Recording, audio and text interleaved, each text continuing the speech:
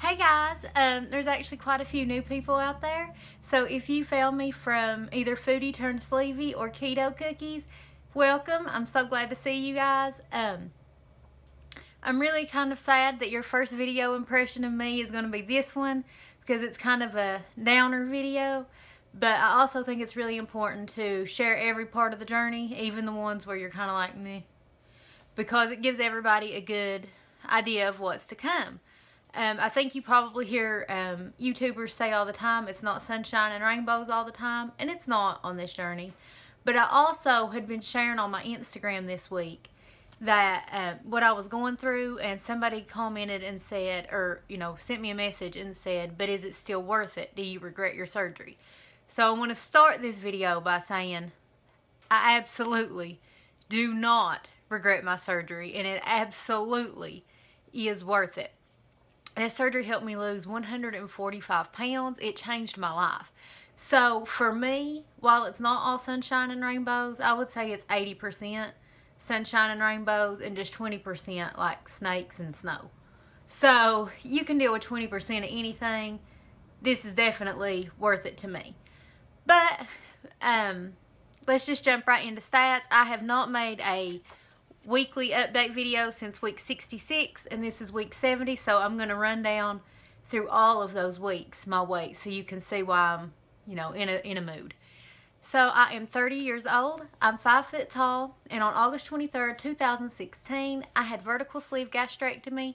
My insurance did not pay for it. I had to pay cash in Pikeville, Kentucky with Dr. Amy Johnson at Pikeville Medical Center. My highest weight ever was in April of 2016, and it was 285.0. My surgery weight was 255.4. On week 66, I was 141.4. Week 67, I was 142.4. Week 68, I was 142.2. Week 69, I was 141.8. This is week 70, and I'm 143.0. So I know a lot of that is bloat. The problem is I'm pretty much always on Shark Week nowadays. There's probably only 5 days out of the month that I am not. However, this actual week is the week that, according to my birth control, should be Shark Week. And even though, like I said, I'm always on Shark Week, the actual week that coincides with my pill pack for that always is the one that feels like a regular period. So I'm bloated, I'm cranky, I'm depressed, all that good stuff. But I have been feeling kind of yucky about myself this week because of that bloat. It sits right where I'm very insecure anyway, which is right under my belly button. That place there is a bunch of loose skin. There's no fat left in that. It's just loose skin, but when I'm bloated, it's all puffy, and I feel like it draws even more attention to it, and it just really messes with my self-esteem. But then that was happening all week last week. I wake up today, the bloating has gone down some, and I feel a little bit better about myself. It happens like that. Now let's talk about this. We're not going to use the R word because we are up in weight. We're not going to use that word, but being at 143 I'm not okay with.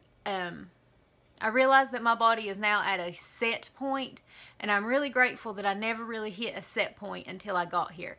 I was stuck in the 170s for longer than I wanted, but nothing like these 140s.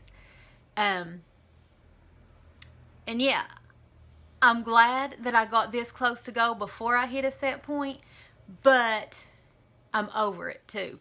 Getting back up to 143, my clothes are fitting differently, not my shirts, but my pants right there at my lower stomach. They're fitting differently. They're making me uncomfortable, and I did not come this far to start struggling in the sizes that I wanted, and I didn't come this far to only come this far. So I just have so many feelings about that. So yeah, I do think my body is at a set point in these low 140s. I've been stuck there a long time. I hit 149.9 on my 30th birthday, which was July 7th, 2017. So now we are battling 6 months in the same weight decade. So, like I said, I'm kind of far out from surgery now. I'm almost a year and a half out. So I know the weight loss is going to be harder. My body is at a set point right now, and I have to overcome it. I think a lot I got pretty complacent because my first overall goal was actually to weigh under 150 pounds, which I did meet. And I think even though I switched my goal to 135, that a big piece of me never thought I was going to get to the 150.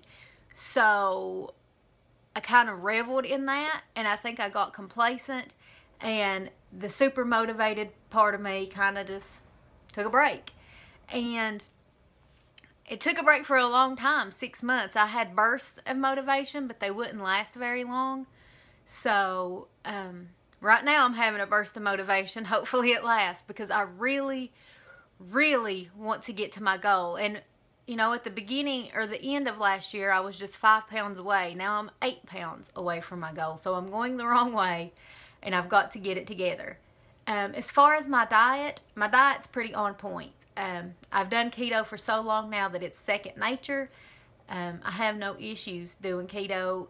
My carbs are actually super, super low.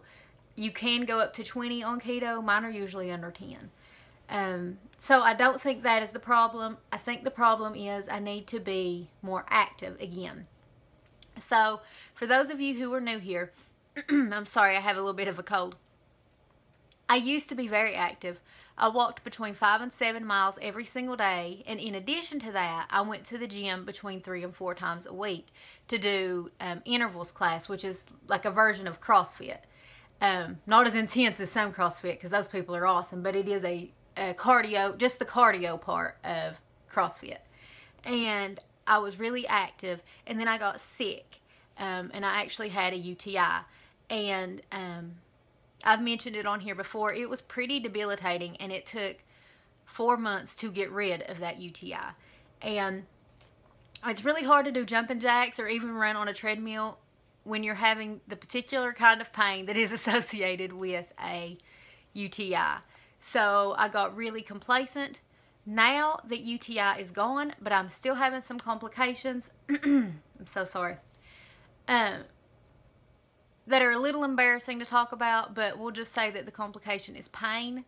I'm having some pretty chronic pain where I would rather not have pain.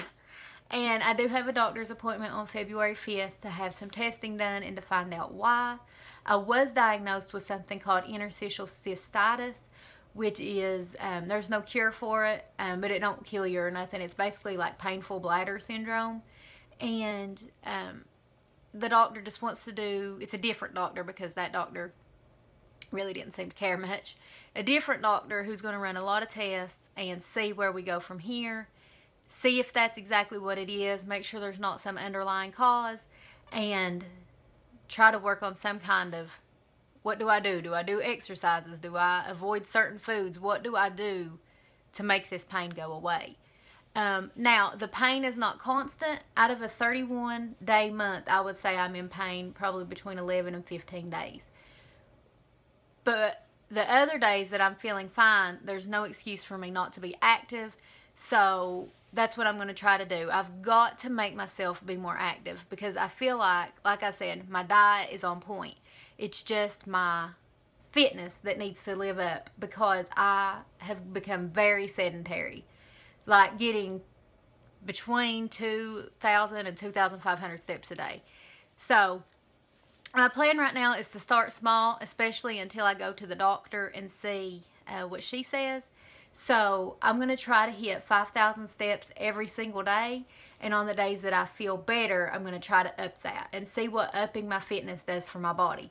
I also said I wanted to reach goal by Valentine's Day. That ain't happening. I just want to reach it sometime this flipping year. To help me, I actually bought a couple of goal outfits. I bought a shirt that says, well, I don't want to tell you everything it says because I want y'all to see it, but it does mention about being 150 pounds down.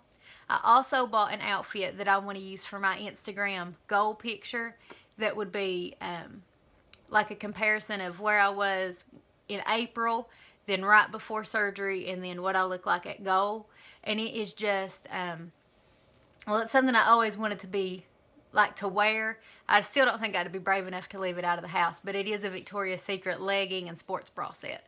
So I'm hoping having these little things will help motivate me, keep the motivation going. So yeah, that's really all I have to say this week. If you're having a bad week, just stick with it because we've come so far. I know it's frustrating for me that I've not come as far as I should have. Sometimes I feel like a weight loss surgery failure because for the last 6 months I've just been floofing about and not really doing anything. But life happens. We're all super motivated and we're strong and we're fierce, and we got to remember that. So I hope that if you're having a bad week, just stick with it and give it a few days. We all know it's a roller coaster. I was at a low point. Now I'm traveling back up a little bit. So just hang in there. It'll start going back up. I love you guys, and I will see you next week.